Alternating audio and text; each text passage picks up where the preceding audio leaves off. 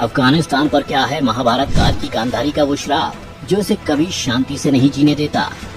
दोस्तों, गांधारी को महाभारत में हस्तिनापुर के महाराज धृतराष्ट्र की पत्नी और दुर्योधन की माता के रूप में जाना जाता है। लेकिन क्या आपको पता है कि गांधारी के वो रहस्यमय श्राप जिसके कारण आज भी अफगानिस्तान में तबाही का मंजर छाया रहता है और वहाँ के लोगों को कभी शांति से जीने नहीं देता। दरअसल इसकी नींव तब रखी गई जब महाभारत के महायुद्ध में कौरवों की पराजय हुई। इस महायुद्ध में गांधारी अपने सभी 100 पुत्रों की मृत्यु से टूट गई। गांधारी की बेटी दुशाला भी विधवा हो गई, यानी दुशाला का पति जयद्रथ महाभारत में मारा गया। युद्ध समाप्त होने के बाद गांधारी ने अपने 100 पुत्रों के शवों को महल में जाकर देखा तो उस पर दुखों के पहाड़ टूट पड़े और दुखी होकर अपने भाई शकुनी यानी गांधार देश के राजा को श्राप दे दिया कि जिस तरह तुमने मेरे 100 पुत्रों को युद्ध की आग चढ़ा बढ़ाकर मरवा दिया, उसी तरह तुम जिस देश के राजा हो उस देश में कभी शांति नहीं रहेगी। गांधार यानी आज का पश्चिम पाकिस्तान और अफगानिस्तान है। शकुनी गांधार देश का राजा और गांधारी का भाई था। वह चौसर में माहिर खिलाड़ी था। उसने अपने भांजे दुर्योधन को चढ़ाकर चौसर का खेल सिखाया था। तभी से अफगानिस्तान में हालात काफी खराब रहते हैं। मगर आप जिस अफगानिस्तान को देख रहे हैं वह कभी इस तरह नहीं था। अफगानिस्तान की पेशावर घाटी और काबुल नदी घाटी तक महाभारत का इतिहास रहा। 2013 में एशिया और अफ्रीका की तरफ से हुई एक स्टडी में ये बात साबित हुई थी कि अफगानिस्तान ही गांधार प्रदेश था जो महाभारत काल में था। वर्तमान में इसी गांधार यानी आज के अफगानिस्तान पर तालिबान का कब्जा हो गया। सरकार में भी तालिबान आतंकियों का कब्जा हो चुका है।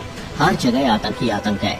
जब तालिबान ने अफगानिस्तान पर कब्जा किया तो लोगों ने गांधारी के उस श्राप की एक बार फिर से चर्चा शुरू कर दी। मान्यता है कि गांधारी के श्राप के कारण ही गांधार यानी आज का अफगानिस्तान आज तक उभर नहीं पाया।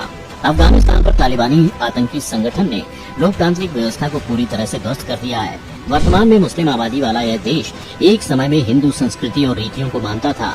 यह भी मान्यता है कि जब पिता की मृत्यु के बाद शकुनी राजा बने तो उसने भीष्म के परिवार से बदला लेने के लिए चाल चली और कौरवों और पांडवों के बीच महाभारत का युद्ध कराया, जिसमें भीष्म सहित हस्तिनापुर राज परिवार नष्ट हो गया और सिर्फ पांडव ही जीवित बचे।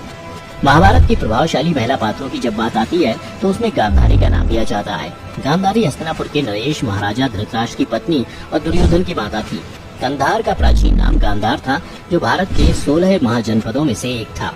गांधारी गांधार देश की राजकुमारी थी जिसके कारण उनका नाम गांधारी पड़ा।